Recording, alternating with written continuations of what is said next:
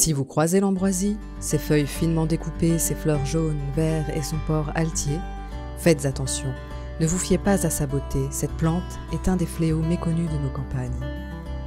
Arrivée il y a 150 ans, elle a conquis le territoire et pose un véritable problème de santé publique.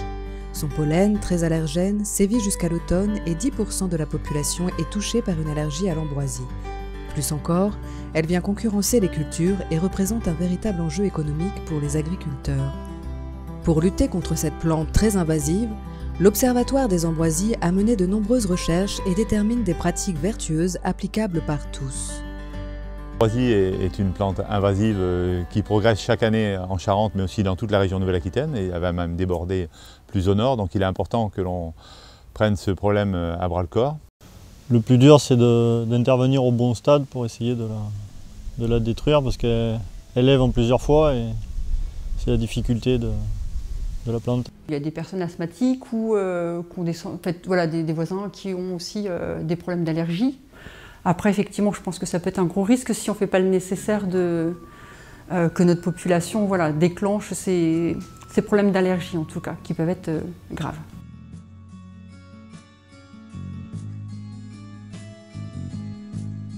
Nez qui coule, conjonctivite, fatigue, asthme et même parfois réaction cutanée, l'allergie à l'ambroisie est sévère et a de nombreuses répercussions sur les personnes sensibles. Pour certains, la fin de l'été est même synonyme de confinement forcé. Selon l'ORS, Auvergne-Rhône-Alpes, le coût de santé est estimé à 40 millions d'euros en 2017 pour la seule région Auvergne-Rhône-Alpes qui est la référence en France. C'est une allergie qui peut concerner chacun. Tout simplement parce que les pollens volent. Si vous avez un champ avec de l'ambroisie, les pollens d'ambroisie vont partout.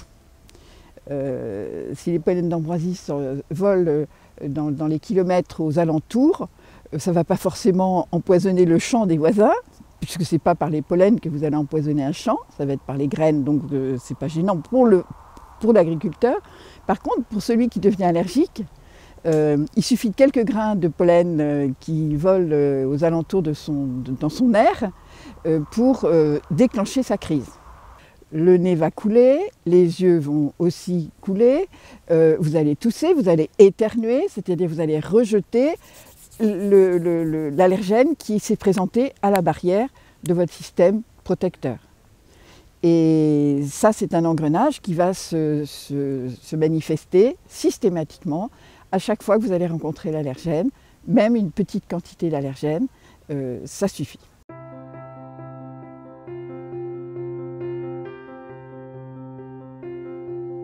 Véritable danger pour les riverains, l'ambroisie est également une adventice très concurrentielle pour les agriculteurs. Avec une dissémination des graines principalement par les activités humaines, elle contamine vite les terrains découverts, les parcelles agricoles et autres friches. Elle est responsable d'une perte de productivité importante, en particulier pour les cultures à forte valeur protéique, comme celle du tournesol et du soja, utilisées entre autres pour la production de tourteaux destinés à l'alimentation des animaux d'élevage. Le gros problème, c'est que c'est envahissant, donc ça va concurrencer les plantes qu'on veut cultiver. Si jamais certaines personnes font rien, l'ambroisie va s'installer et puis se disséminer un peu partout par les moissonneuses et les engins de travail du sol. Et par contre, en discutant avec des collègues qui sont dans des zones très impactées, ils arrivent aussi à s'adapter, et même en bio. Mais il faut une vigilance de tous les instants pour pas laisser s'envahir, et en faisant de nombreux déchômages et de la prévention principalement, quoi. Pour lutter contre la propagation de l'ambroisie, les agriculteurs utilisent des techniques préventives et curatives. L'objectif ? Remporter la course contre la monte face à la plante en empêchant la germination de ses semences ou en limitant sa propagation. La surveillance et une bonne connaissance de cette adventice est primordiale pour que chacun puisse agir pour la combattre. Au niveau de la lutte, un point important, c'est de ne pas se concentrer que sur le curatif. La prévention est vraiment très importante. Laisser les sols à nu le moins possible. Alors ça, ce n'est pas valable que pour le monde agricole, hein, ça concerne tous les types de milieux concernés. Donc c'est un des points qu'on aborde beaucoup avec les collectivités également. Faire attention au nettoyage des machines, Quand on récolte du tournesol à l'automne, si on est dans une parcelle contaminée, on risque de contaminer d'autres parcelles en passant après, si le matériel n'est pas bien nettoyé. Une fois installée, difficile de déloger la plante. Il faut alors arracher manuellement, faucher, broyer, désherber mécaniquement ou chimiquement. Mais les semences peuvent rester dans le sol et sans réponse durable, elles repartent de plus belle les années suivantes. Le pâturage est également une technique à développer. J'ai, on va dire, 3 leviers. Le levier rotation, donc, où je supprime le tournesol de l'assolement dans ces zones infestées en ambroisie. Ensuite, donc, le levier chimique. Le levier chimique, c'est-à-dire en réalisant donc, des désherbages d'été. En dernier recours, si ces éléments-là n'ont pas été totalement efficaces à 100%, on peut intervenir avec un binage. Ça limite la casse.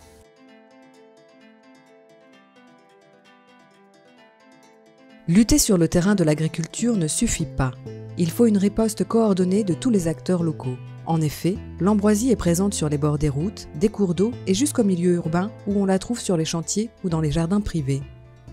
Nous, notre objectif en tant que coordinateur, c'est de faire le lien entre tous les gestionnaires et toutes les personnes qui vont être soit propriétaires, soit exploitants de parcelles avec de l'ambroisie, pour que chacun puisse gérer au plus rapide cette problématique. La lutte contre l'ambroisie est donc un véritable défi social. Élus et agriculteurs doivent communiquer, entre eux, mais également avec les riverains qui pâtissent de la présence de la plante. Des référents ambroisie font le lien et permettent des mesures adaptées. Au niveau de la mairie purement, à aujourd'hui, j'ai un référent ambroisie. Il se promène beaucoup au niveau de la mairie, enfin de la commune. Il essaie de détecter tous les spots possibles et il est en contact avec aussi les agriculteurs pour essayer d'intervenir quand il y a besoin pour savoir où est située l'ambroisie, quelle quantité il y a et comment intervenir. Donc on va rester optimiste et on va se dire que plus on en parlera, plus les gens se rendront compte de l'importance de lutter contre l'ambroisie et que ce soit à la fois les particuliers, les citoyens, les agriculteurs, que tout le monde s'y mette, y compris les collectivités. On est tous responsables de la propagation de l'ambroisie aujourd'hui. Présente dans le monde entier, la dissémination de l'ambroisie ne cesse de croître et menace à la fois la santé publique et les productions agricoles. Il est donc impératif de poursuivre la lutte contre cette adventice ainsi que les travaux de recherche et de développement de nouvelles solutions alternatives et respectueuses de l'environnement. La combinaison des différentes méthodes de lutte ainsi que la gestion des intercultures en milieu agricole constituent aujourd'hui les premiers leviers à actionner pour faire face à l'ambroisie. Mais il est aussi et surtout essentiel de réunir agriculteurs et sociétés civiles pour agir ensemble de manière coordonnée. D'autant qu'avec le dérèglement climatique, le cycle de l'ambroisie pourrait évoluer dans les prochaines années et augmenter la prévalence et la gravité de l'allergie.